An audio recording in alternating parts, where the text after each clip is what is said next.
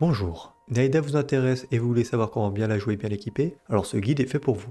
Naïda c'est l'archon Dendro et elle est là pour t'enseigner des trucs à coups de catalyseur dans le nez. Pour ses attaques normales, elle enchaîne jusqu'à 4 attaques et inflige des dégâts Dendro vers l'avant.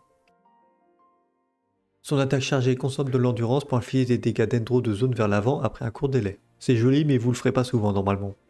Sa compétence élémentaire. Pour son appui court, elle tabasse les ennemis à proximité avec un bâton, infligeant des dégâts Dendro de zone et donne une graine de Skada à un maximum de 8 ennemis touchés. Pour son appui long, elle bascule en mode photo, ce qui permet de sélectionner des ennemis dans une zone tout en rendant la résistance à l'interruption de Naïda digne des plus gros tanks. Lorsque le mode photo se termine, la compétence leur inflige des dégâts Dendro et leur donne une graine de Skanda à un maximum de 8 ennemis touchés.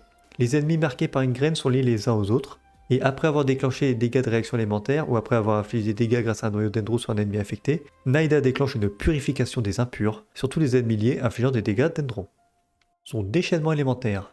Naïda manifeste la cour des rêves et déploie le sanctuaire de Maya, la tortionnaire des impies. Lorsque le sanctuaire est là et tant que l'équipe est dedans, des effets s'appliquent selon les types élémentaires présents dans l'équipe.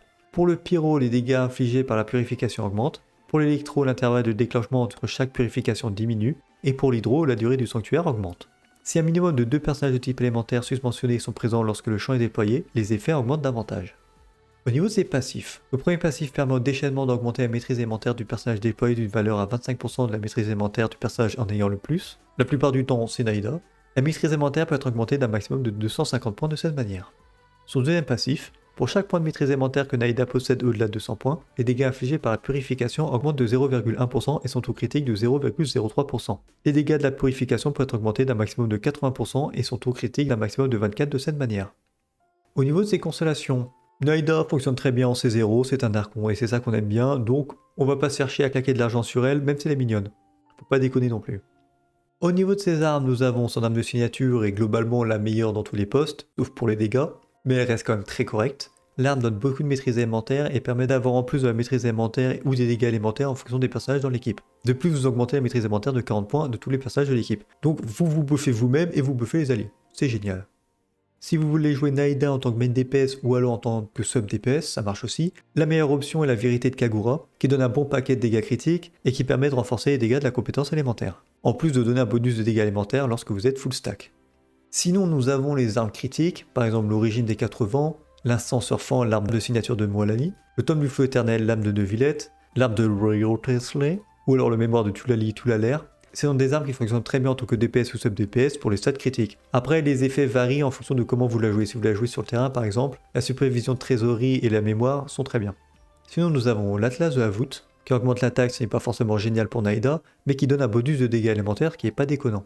Et pour finir, nous avons le mouvement vagabond, qui est un tome 4 étoiles qui fonctionne très bien avec quasiment tous les personnages DPS catalyseurs du jeu. Il augmente les dégâts critiques et permet d'avoir soit de l'attaque, soit de la maîtrise élémentaire, soit un bonus de dégâts élémentaires. Donc 2 sur les 3 buffs sont intéressants pour Naïda. Si vous jouez Naïda plus en tant que support, dans ce cas-là le mémoire des rituels est très intéressant. Il augmente la maîtrise élémentaire et permet de réinitialiser le temps de recharge de la compétence élémentaire après avoir touché avec celui-ci. Ça peut être bien si vous voulez faire 2 fois l'application et faire 2 fois plus de dégâts, mais bon. À jouer pour la maîtrise élémentaire. L'étoile du soir errante, qui fournit un bon paquet de maîtrise élémentaire. L'arme permet aussi d'augmenter la taille de Naïda en fonction de sa maîtrise élémentaire, ainsi que la taille des personnages dans l'équipe.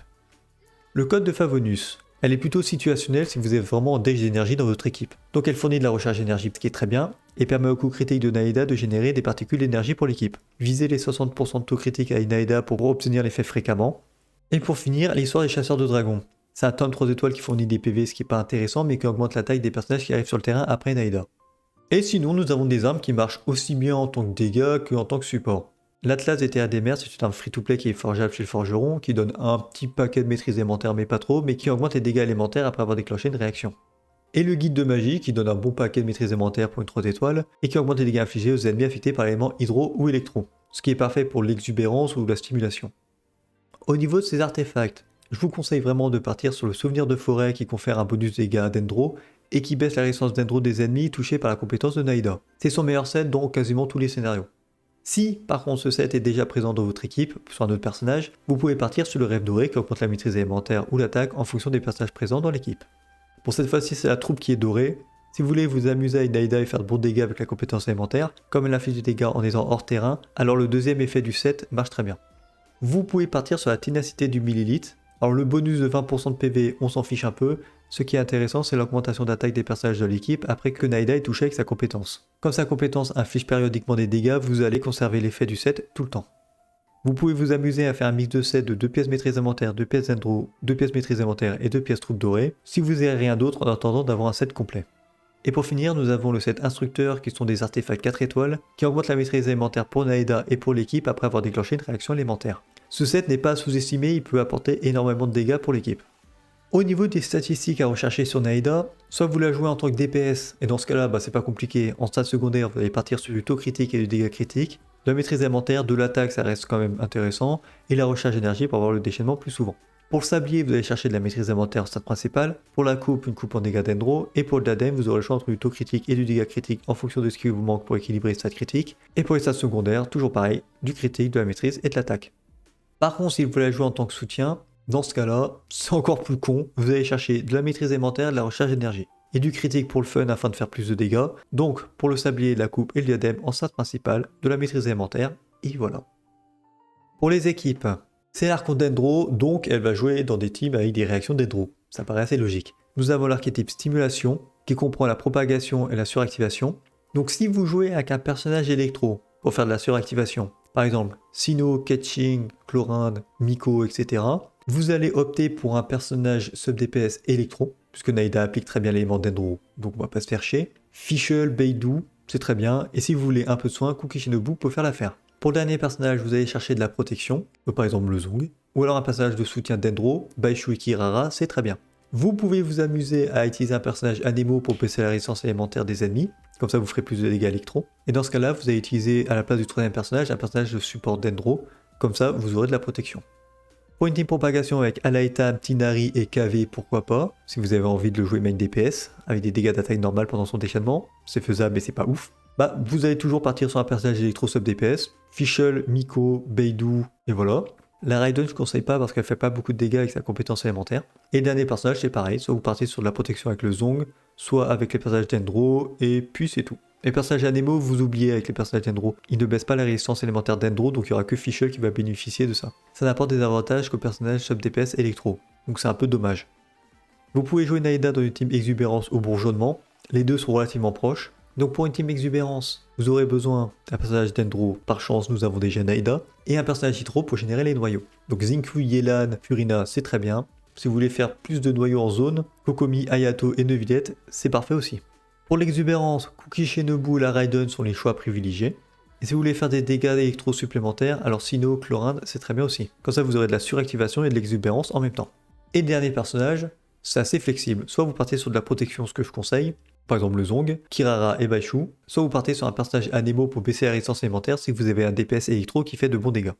Alaitam peut jouer aussi dans cette configuration en tant que DPS dendro. Dans ce cas-là, ça sera Alaitam, Xingqiu, Yelan ou Furina, Naida, et le personnage qui fait péter les noyaux, donc Kuki Shinobu généralement, comme ça vous aurez du soin, et voilà. Et pour le bourgeonnement, c'est sensiblement la même chose, sauf que vous remplacez le personnage électro par Deia ou Thomas pour appliquer le pyro. Voilà. Thomas est plus intéressant parce qu'il a de la protection et il implique l'élément pyro plus fréquemment, et Deia, voilà. Si vous l'avez, ça peut se faire, mais c'est moins ouf.